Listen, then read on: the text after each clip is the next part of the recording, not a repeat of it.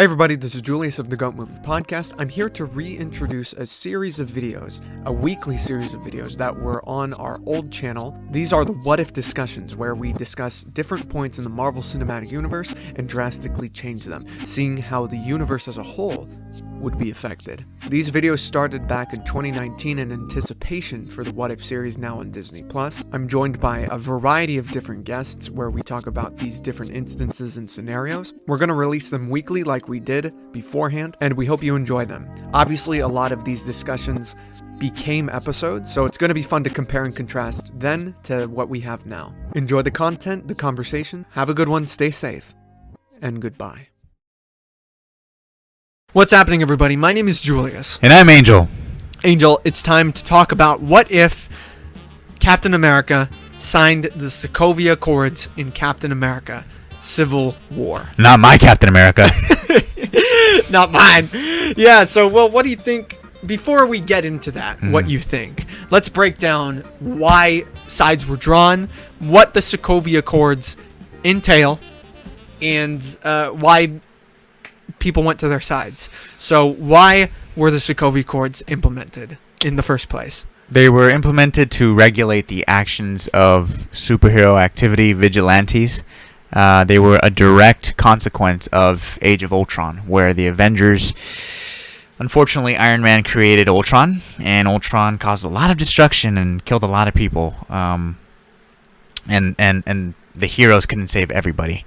So the government put together these Sokovia Accords. A lot of different territories and states came together and countries and said, hey, we want these heroes to be on check so that we can prevent innocent lives from dying, from their damage control, basically.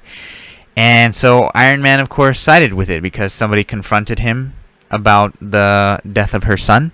And she was like, this is your fault. This is on your hands. So he came from a good place of guilt, and said, hey, I'm going to sign it. We need to be put in check. Which was so weird to me because he needs to be put in check for the things that he does because he's the cause of everything chaotic that happens in the MCU. So we get that side of it. We need to be on check. And then we get the other side, which was led by Captain America, who said, hey, I'm not going to compromise my freedom or anybody else's freedom to do what the government orders us to do. In his argument, which clearly won me over, not only because he's Cap, but his argument that won me over was, he's right. What if we need to be somewhere that we need to be, but they won't let us? Simple as that. Right. So we're talking about someone who's thinking like that, but somehow did sign the Accords. And the reason that they went on their sides was mainly because of context. Yeah. Bucky was framed. Right. For all these tragedies that he didn't do in Civil War. And that's why Cap was like, oh shit, well, I gotta go find Bucky first, you know? I have to do it the right way. Yeah, I can't be doing these side missions. I need to find him first. Yeah. I need to have the choice. Yeah, well, what do you think would push Captain America to sign the Accords that he was so against? That's a tough one, because if he signs it, I really do believe it's against his entire character.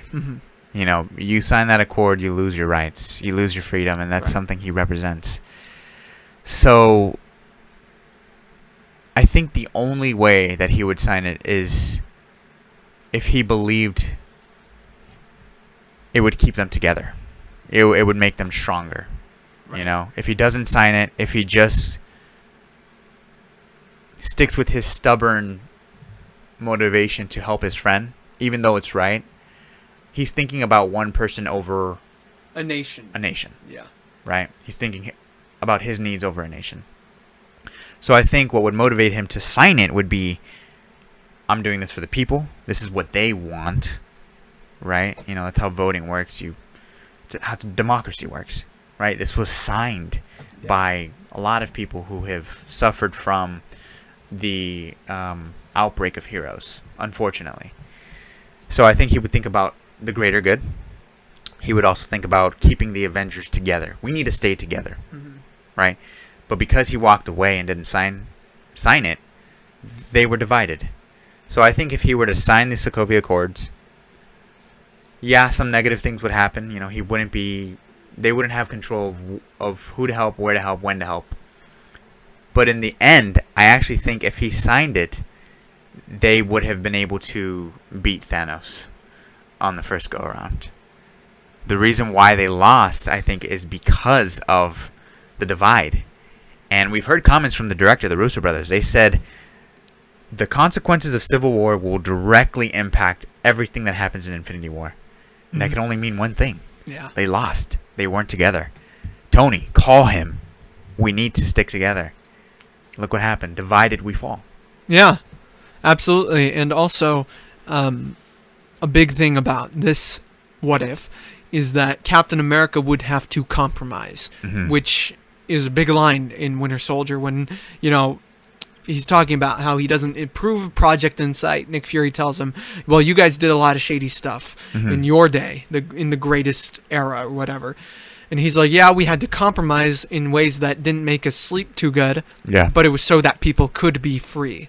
Now, that's a crazy sacrifice. I don't know, because I know the limits of it, right? I know that he would compromise to a certain point, and I think the Sokovia Accords were that point because he's giving up his freedoms as well, and his whole team's freedoms.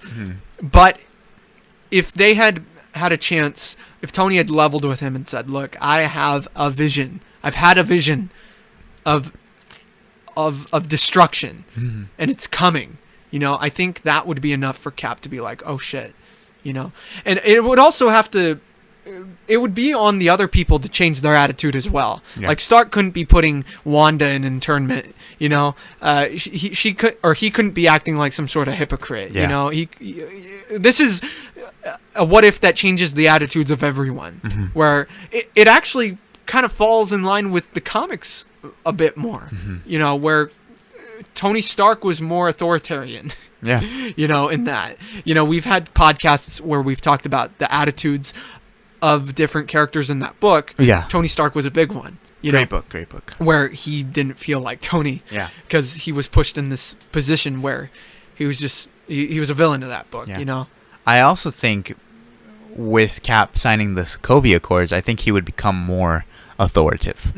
I think he would lose that sense of innocence, that purity. The second he signs that signature, he becomes more like the ultimate Cap. The ultimate Cap, right? And I think if he signs the Accords, we actually wouldn't have gotten Spider-Man recruited to Tony Stark's team. Yeah. I think what would end up happening was there was something in the contract that they didn't read in very fine print, small fine print, that said Registration Act as well, where superheroes had to reveal their identities. Therefore, they're enforcing superheroes to reveal who they are. That's where Spider-Man comes in, and he's just this kid, and he's like, what is going on with the government? Why are they forcing these heroes to do this stuff? This is wrong. My Uncle Ben taught me about responsibility, and the responsible thing to do is to keep my identity a secret so that I can protect my loved ones around me. But guess what? Iron Man and Cap are not on a first-name basis with Spider-Man, so they're going to bring him in. Yeah, they're going after him. Try to fight him. They're going after him, so we get Spider-Man versus the Avengers, but supervised by the government and stuff. And it's Spider-Man who finally convinces Captain America that, look, I believe in this. This is something that I cannot budge on. And if you feel the same way, which I know you do, Cap. I know you do. I know who you are. I studied you in history. We know what you fought for.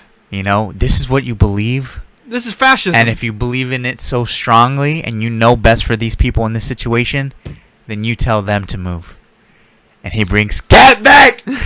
And freaking, oh man, that would be so awesome. Yeah. I would love the idea of Spider-Man kind of starting his own little team. Yeah. Of secret Avengers to, fight off this type of... Yeah. The authoritarians, bro.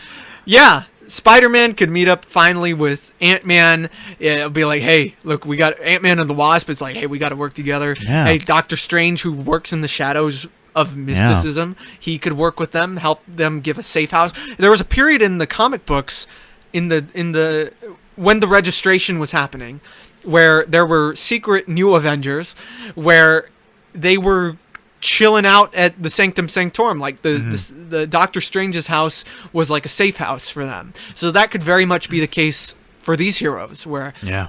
a lot of the heroes who are not as well known as the Avengers, they come to Doctor Strange for help and advice and everything, and we get some badass secret Avengers. Oh my god.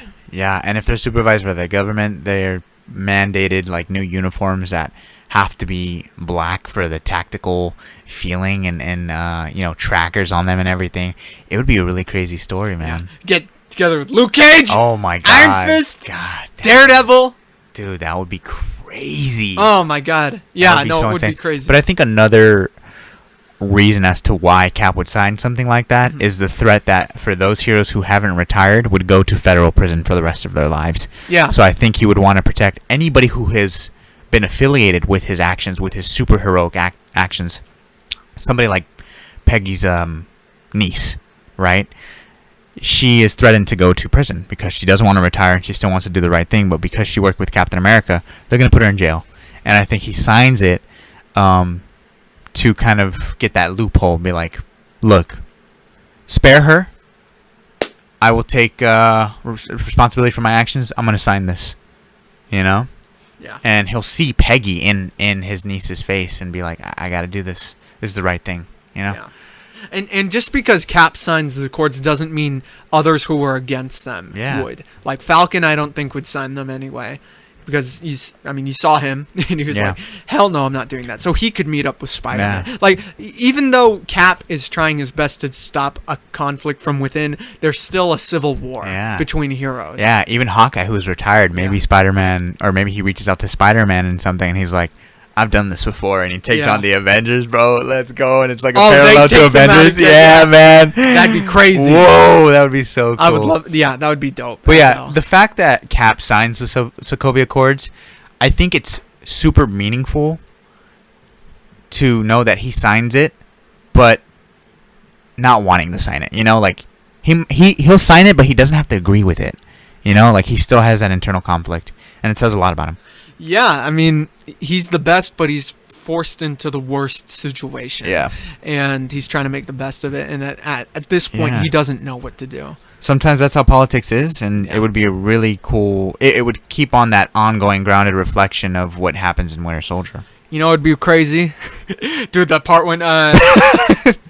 we could get a kind of Dark Knight Returns situation where Spider-Man is this guy who's trying to save the day in his city. Yeah. And then Captain America, who's kind of the Superman in this situation, the government's tool, comes in after him.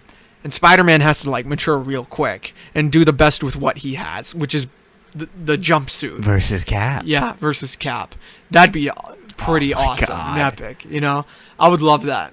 I think this would be another one that would be great. Yeah, man. Make an episode. Make it that, Is there anything last that you want to say before we wrap it up? Oh, man, I would love to see Spider-Man in the big-time suit, man. Yeah. Handling those Avengers. Team Cap. Team Cap still, even if he signs it. Yeah, exactly. All right, everybody. I'm Julius. And I'm Angel. What do you think about the episode? It's been 3 years of the GOAT podcast. We're near 3,000 subscribers. It'd be a problem if we were near 3 subscribers. I love you, 3,000. Yeah, 30,000 is the next goal. Please help us get there. Peace out, everybody. Goodbye.